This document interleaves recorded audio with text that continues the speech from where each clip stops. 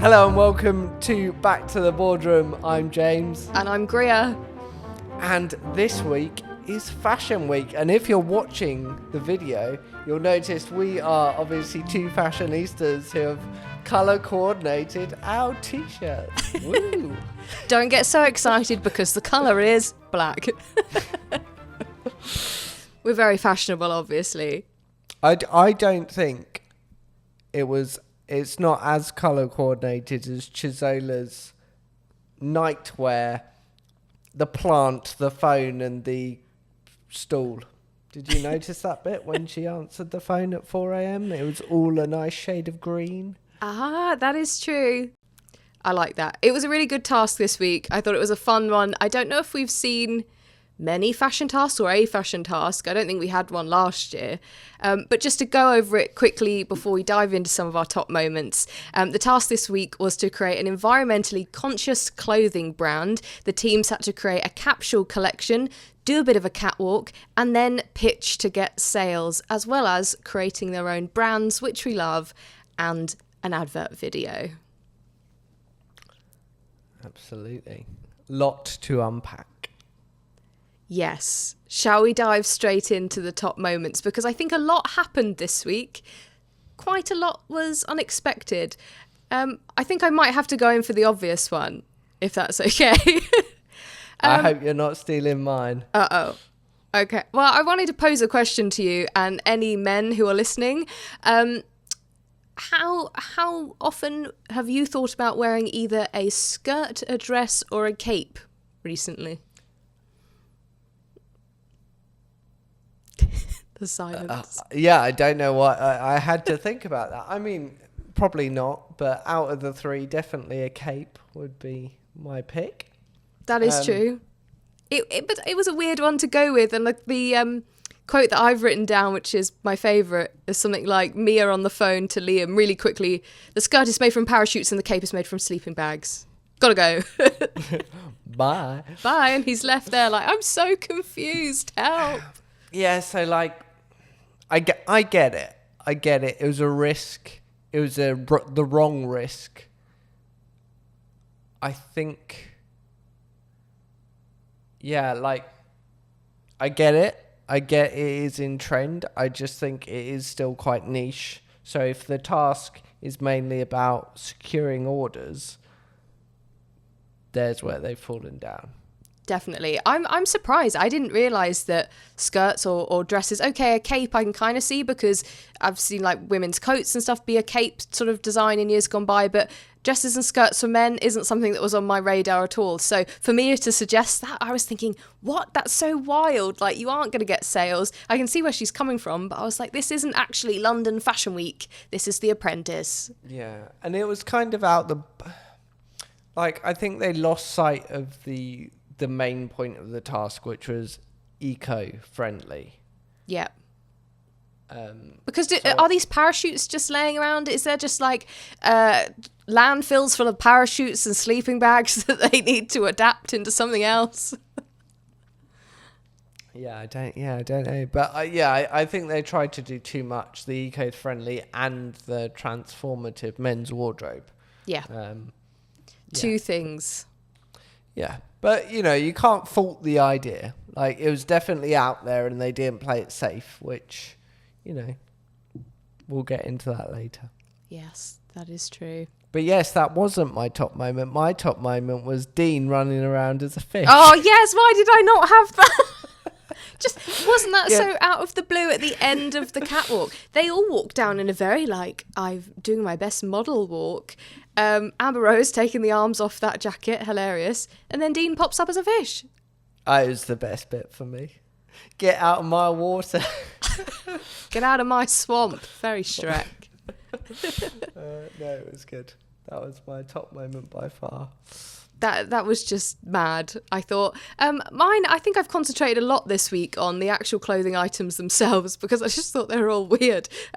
The sort of athleisure, I get where Chisola was going, and okay, it was the most normal thing that we saw. The top, as I mentioned, the sort of detachable arms, very strange. What do you do with the arms once you've taken them off when you're out and about and want your gilet? Don't know.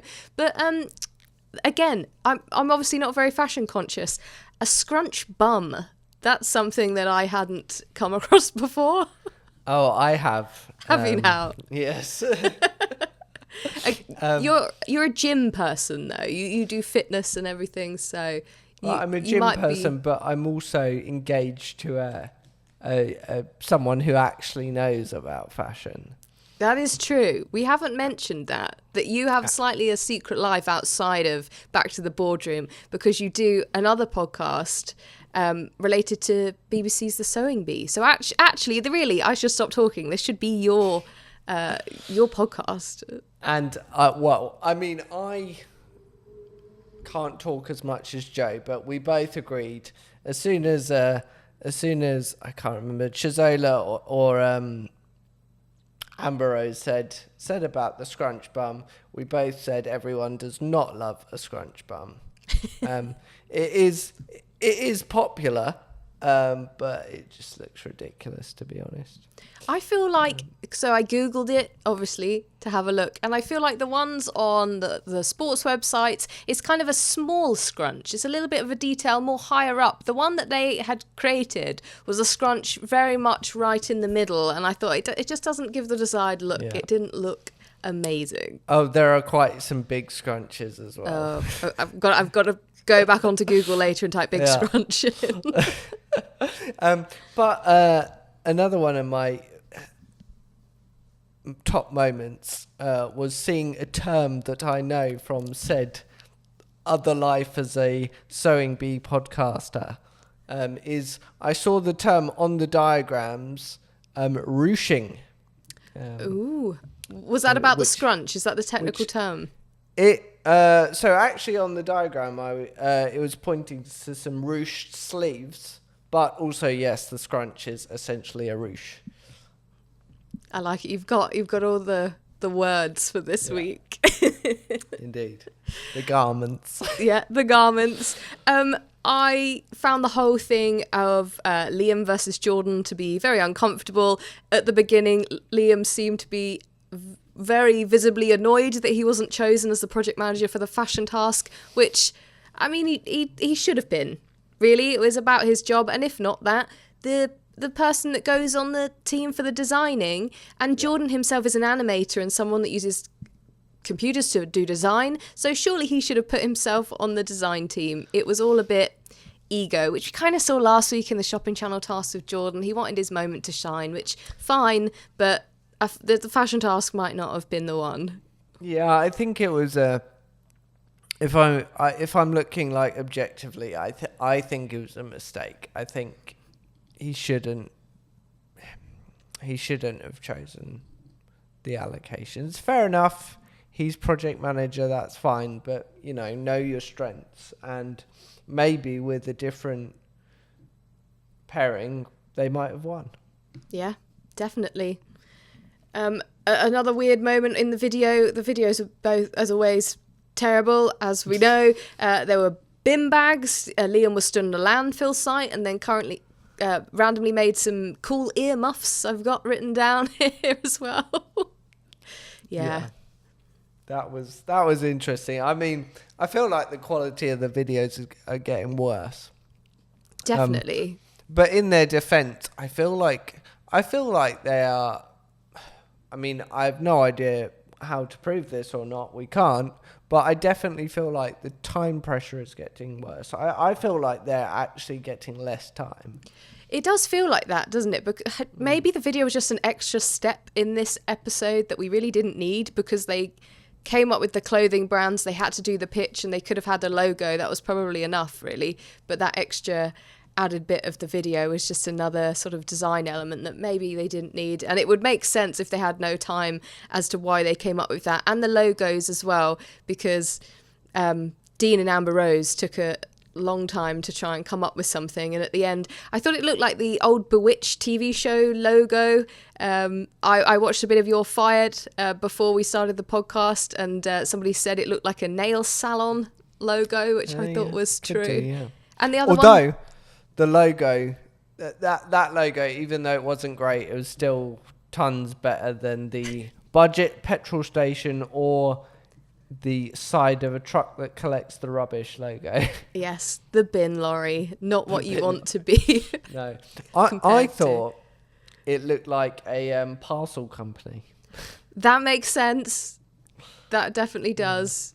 It looked good on the side of some sort of vehicle, which you don't really want as when you're thinking about fashion.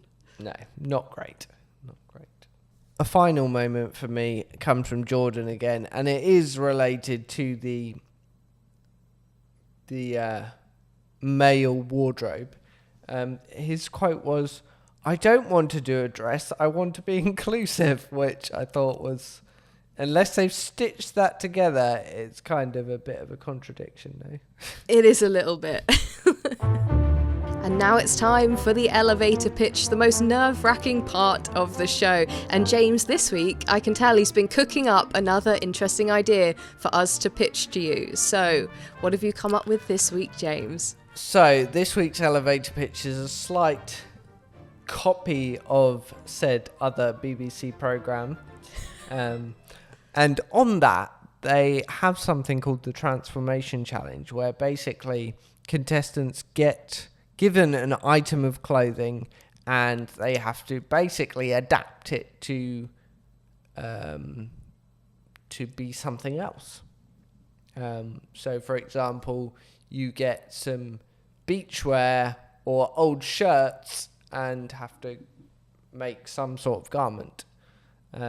Obviously, we're not making anything, but what I have done is gone to Joe, our independent adjudicator, as one of our listeners pointed out. Thank you very much for that. To get 2 items that we have to use. They are randomised. Apparently one is a lot harder than the other. So pick correctly, Greer. Oh, I'm going to get the hard one.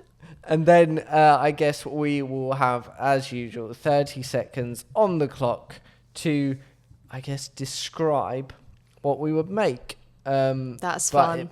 It can use embellishments, like you can talk about like putting a zip or some sparkles or whatever, but the main thing has to be whatever is on your piece of paper. Okay. Oh, that's exciting. All right. This is from a professional as well. Exactly. I'm sure Joe will be judging. Yes. Well, you've had a lot more experience. I feel like you live with Joe. You do the Sewing Bee podcast. You've had sewing and design experience, but we'll see. Maybe I'll pick the easier one of the two. Fingers crossed. I feel like I have a bit of a advantage, but you watch as I flounder. Okay. I'm excited. Which one of us is going first this week? You can choose. Okay. You can go first this week. And would you like to pick which one? For you? For me. The one that is closest to you. Closest to me or closest to the mic? Closest to you. So the one that's not pointing. So just touch one of them, not that one. Not that one? No. Okay, so I'm having this one. Yes, I mean like closest to your face or something. I don't know. I do that every time. Okay.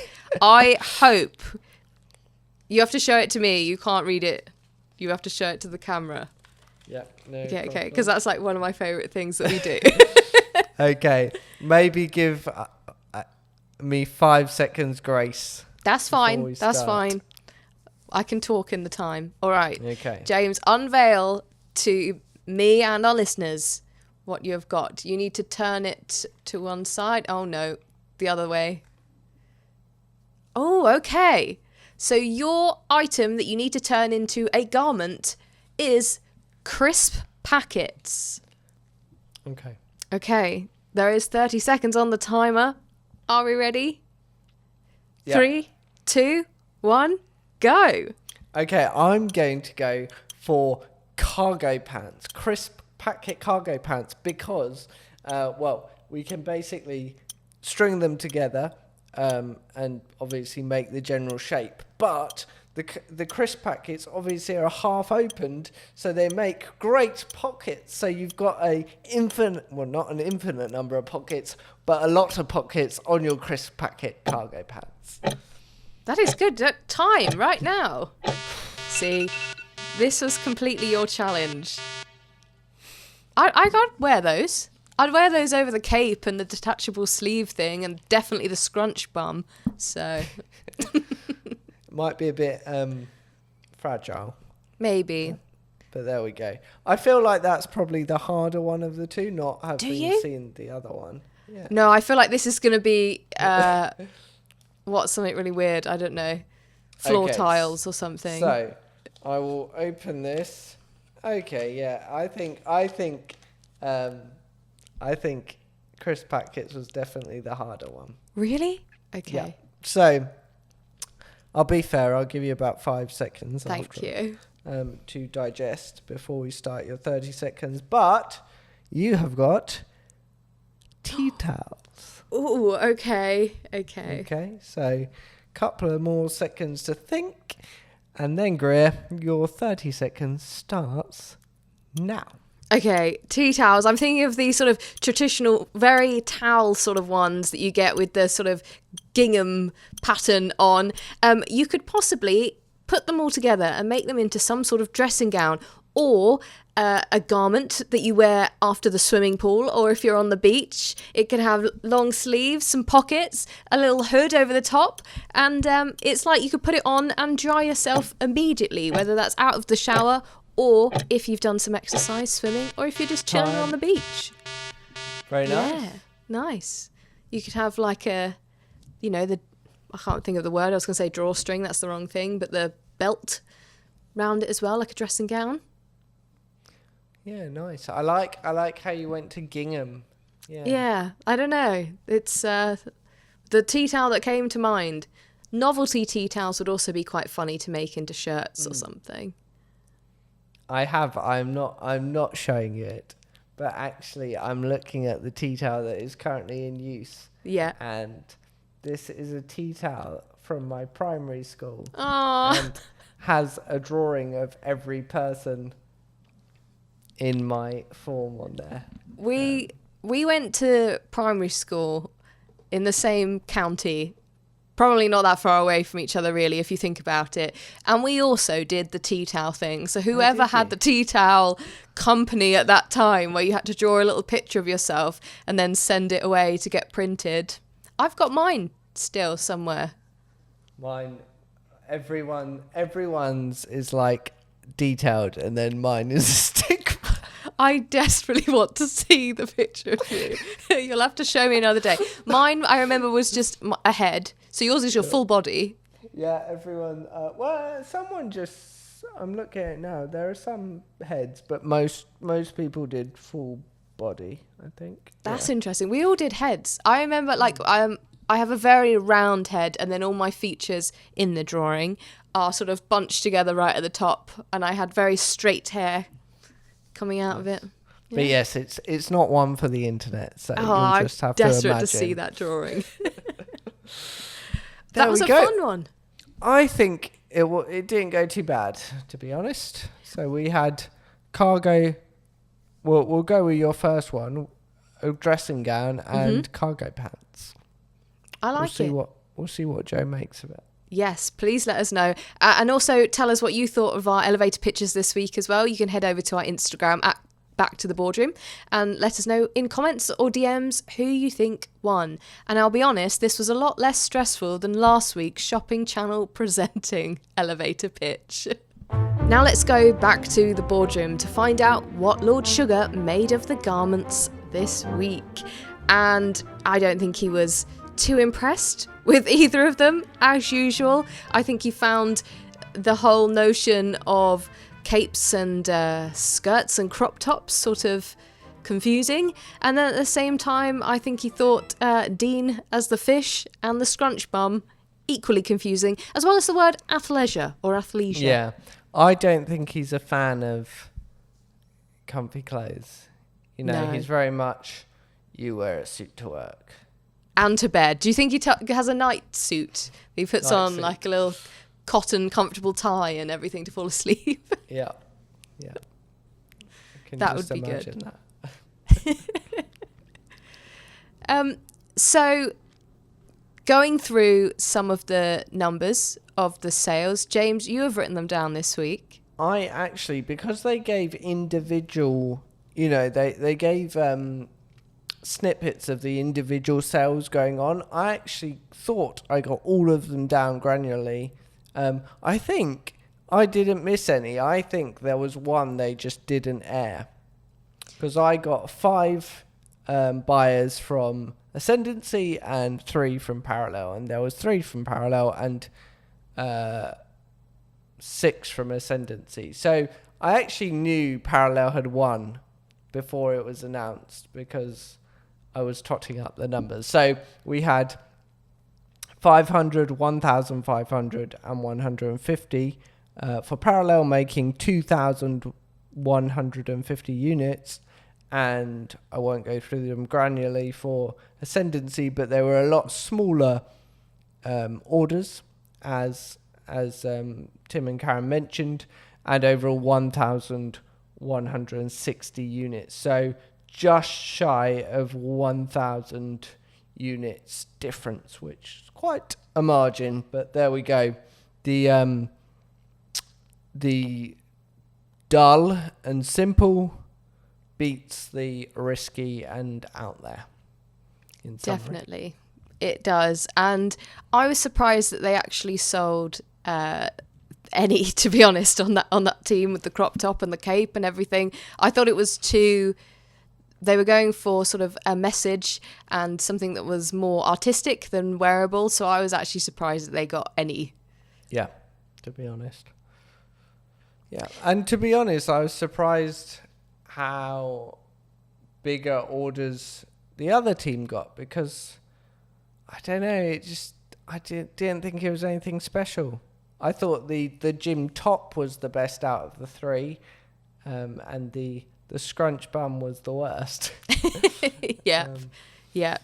It was interesting. I guess they've got to play the game and order some from someone, but yeah, more than we would have thought. It really did surprise me then when the team won and they were all told, obviously, to go. You're in the semi-final. You're going to be in the final 5, because there were 4 people still sat there. Yes, a very early indication of a double firing, which was nice. Well, not for them, I guess, but nice for the viewers to know that there was yet another twist. That was good, but I don't think if they hadn't done it like that, I don't think I would have kept all 3 of those people in the final 5. I think I would have shaken it up a little bit more and sent some different people home. But I just thought, as soon as they walked back out of the boardroom, I thought, it's going to be all girls. Mia and Anissa, they're going to go through, and Liam and Jordan, I thought, were going to be fired. So I was surprised, well, incredibly surprised, when everyone's sort of favourite on social media and the front runner that we've been talking about for ages, Mia, was actually held accountable for the designs this week and was fired. I was so shocked and I was quite disappointed, but then sort of morally she was responsible for the task, and Lord Sugar, I guess, had to get rid of someone, but he said he liked Jordan because of his sort of all-rounder nature and how he's performed throughout all the tasks, and then let Mia go. I don't agree. I mean, like, obviously we only see the edit, but at least from what we've seen so far, I think Mia was consistently pretty good. And, I think takes a few risks, and I think Lord Sugar should see that as good. Like, yes, the risks don't always work out, but had Lord Sugar already given Mia a chance to mess up? Because he's done that a couple of times. I give everyone one mess up, so I don't know. I can't remember. I don't think so, though. I don't think so. Or maybe I just thought so confidently that she was going to be in the final. Yeah, so Yeah, quite sad, to be honest. And I think she kind of deserved to be in the final. Yeah. You could see how much it meant to her from when they were brought back in. I think you could see like sort of nervousness and stuff. And yeah, it just reminds you how challenging and how emotional the process can be. Yeah. So yeah. It does. It definitely, I think, because, you know, we talk about it on here and sort of have a laugh, and it is a reality TV show in a way, but at the same time, it means a lot to the people that are going on it, because it would really help their business, change their lives, really, as business people. And you could really see how much they wanted it, especially Anissa and Mia, because Lord Sugar said, regrettably at one moment, and their eyes sort of darted at each other like, oh no, it's happening, it's the time. Yeah. So... yeah, it obviously meant a lot. And then Anissa was trying to hold those tears in, but they were just coming out, weren't they? So yeah, you could tell. And I liked Karen's joke about Anissa, I'd also be crying if I had to talk to Claude next. Yeah, absolutely. That was good. But yeah, so there we go. I think it was our halfway prediction. We both predicted Mia was the winner. Boom, wrong. Yeah. Predictions not going well this year. No, indeed. No, but something we can count on every week is that secretary outside of the boardroom not doing much work. What was she doing this week? There was a couple of tables. I couldn't see much. Like, I think the camera even angled so we couldn't see much because they knew she wasn't working. Yeah, they knew. She was slacking. Maybe she was shopping on Zara or, ASOS, something like that, and the camera couldn't show it. There we go. But yeah, nothing interesting to report from the secretary this week. But we do have something interesting to talk about as well, because it is the final treat this week, which means you are going to give us a rundown, finally, on what you have thought of all of them and your ranking. Absolutely. What did you make of the treat this week? So, unlike the secretary, I have been busy with my spreadsheet skills. And I've got it right here. So, overall, I do like a river cruise, and also the food looked quite nice. So... my final rundown is as follows. So, over the last 10 weeks, the worst has obviously got to be the no treat, because that's just a cop-out, but we did have no winner. Followed by the Rockstar Experience, coming in at number 9. Number 8 is the adult-only soft play centre, because it's just an insult.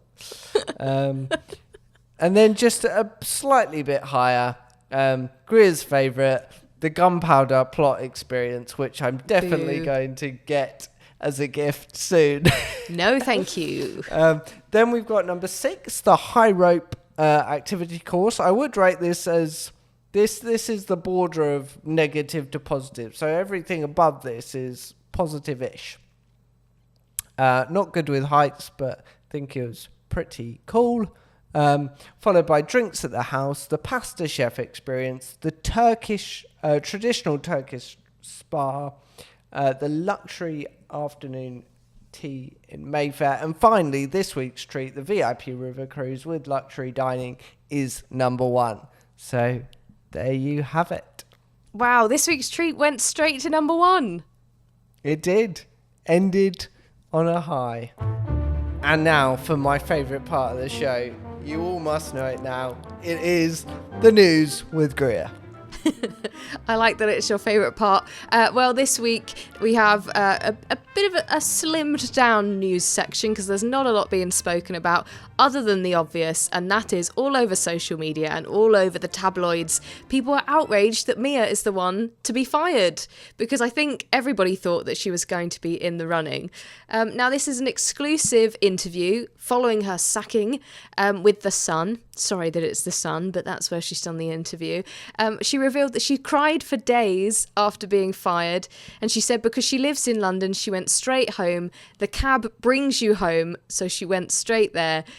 She said, you have a debrief and decompression dinner with one of the house team, and she cried for hours and days, and she was very disappointed. And then it goes on to say, obviously, that everyone was championing her, and she said, it's very touching, and a weird part of me feels like I've let people down, which is a little sad. But she says that it's very touching to know that people at home have been cheering her on. So I hope she's doing all right now. But I thought it was an interesting bit that they have to sort of have a check-in with one of the producers on the house team afterwards, because it is a big disappointment, isn't it? Yeah, I get that. I get why it's done. And no disrespect to the house team at all, I could not think of anything worse than being voted off and then having a decompression dinner. I know, it sounds horrible. A member of the house team. But yes, I get why. And, you know, like, it's going to be a release of emotion. I wonder if she... Yeah, I wonder if she and the others, when they watch the show actually on TV, whether they feel that again when they're watching, thinking, oh, it was such a great time, it was such a good opportunity, and then they feel, you know, obviously quite down because they didn't win, or maybe enough time has passed. But it must be really fun to like relive the challenges and everything when you're at home. But yeah, it'd still be sad to know that you missed out on the opportunity. Indeed, yeah. A lot of people have watch parties, don't they? Yes, that is true, which will make it more fun, I guess. Less sad. I'm thinking they're watching it on their own at home. No, they're not doing that. They're making the most out of the opportunity. Well, yeah. That is all my news this week. It's very short and sweet, but I think there's probably going to be a lot more news we find out once we hear the business plans and the CVs and get ready for the interviews next week. Now, one of my favourite bits, obviously, of the podcast is when you let us know what the previous candidates are up to a year later after they were fired. So it was the final firing last season as well. I'm trying to remember who it could be. Who do you have? It was also a double firing. So we'll start with Steve. Do you remember Steve? His comedy gold? I remember Steve. Steve, yes. So actually, like looking on his Instagram, there's really nothing on there from recent. He's quite quiet on the social media. But I did find this news article where Steve says... he's going to be working with Feluso on her social enterprise, Branding It, which helps young people design and brand their own products. And funnily enough, Feluso was the other person that got fired this week last year. And she has slightly more on her Instagram. She's recently posted from LA in the States. Not sure if it's a holiday or she's living there now. But the post that I was more interested in was the kind of 1 year anniversary of their time when they started on The Apprentice. And it's quite nice. Like, she talks about how she used to think The Apprentice was all about winning that $250,000, but the thing that's a lot more valuable than that is the time and the memories made along the way. So just a shout out to, I guess, everyone who participated in her series, and just, I think, reminiscing on what they would do in the house. They said, play traitors together in our pajamas, run along to bed at bedtime like school kids, or the dance parties in the cinema room. Can't believe that I have no pictures to prove that happened. And also wishing luck to everyone in this series. So that was obviously posted before the first episode. So quite interesting looking back and obviously taking the positives, the memories and the time that she had on the show. That's a nice one. I like it when they're positive and still sort of riding that wave of their Apprentice fame. So nice to hear that they're both doing well and they're working together. So given that the interviews are next week, I wanted to do a tiny, it's like a prediction game, a mini game. So I have got two things which I think will appear in next week's interviews. So I'm going to let you know, and I want you to predict 2 things as well. Okay. So okay. I am going to predict that something to do with websites or domain names comes up. That's what I was going to say. Because that always happens. And I am also going to predict that at least one of the candidates has their interview ended early. Ooh, okay. Probably by Claude. Oh, yeah, I can't wait for Claude to come back. He is excellent. Okay, I immediately thought domain names because they are fantastic when the interviewers have bought the domain, which is funny. So I am going to say, instead of that, perhaps they will say there's already a company called what they want their company to be. So it's not necessarily domain, but there's already a name out there being used.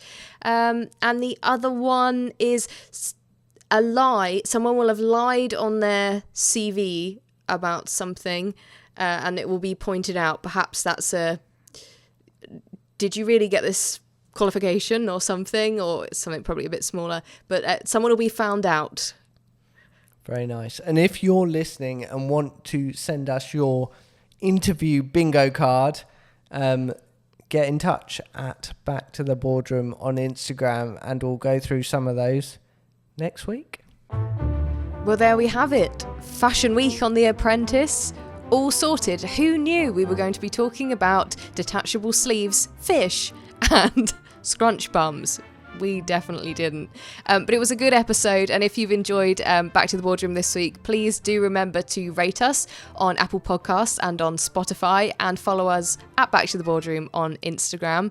Now, next week, we have the sort of best part, I think, of the entire series, the interviews where Claude comes back and our 5 candidates get their CVs and business plans ripped apart. But until then, James, do you have a final thought for us this week? I do. Mia was sailing into the final, but unfortunately, a parachute stopped her in her tracks. It definitely did. See you next time. Bye.